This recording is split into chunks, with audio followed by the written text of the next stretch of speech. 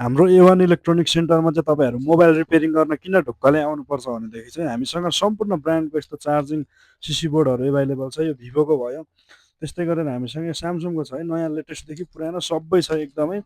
र हामीसँग तपाईँको यो अर्को भनेको चाहिँ रेडमीको छ। यो रेडमीको पनि तपाईँले त्यो सिम ट्रेहरू देख्न सक्नुहुन्छ। त्यस्तै गरेर हामीसँग सबै मोडलको सिम ट्रेहरू छ है, यो पुरै बट्टाभरि छ, यो बट्टाभरि छ। र कहिलेकाहीँ तपाईँको यो फ्लेक्सहरू मेन फ्लेक्सहरू प्रोब्लम हुन्छ, यो पनि छ हामीसँग।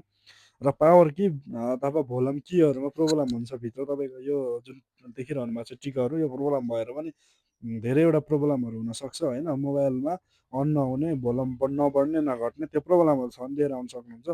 त्यस्तै गरेर स्पिकरमा तपाईँको यो चाहिँ प्रोब्लम कहिलेकाहीँ झ्यारझुर हुने, साउन्ड क्लियर नहुने त्यस्तो समस्याहरू छ भनेदेखि ढुक्कले आउनु होला, बक्स स्पिकर पाइहाल्छ। र हामीसँग यो ओप्पो रियलमीको सिसी बोर्डै भइहाल्यो। र यतापट्टि छ इन्फिनिक्सको।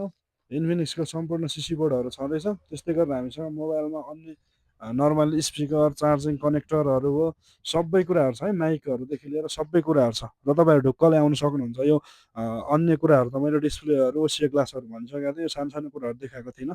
मैले आज देखाइदिएको छु। A1 इलेक्ट्रोनिक सेन्टर, दिक्तेल बजार, रत्न पार्कमा आउनु होला टक्क र सर्भिस लिनु होला गाइज। Okay, thank you.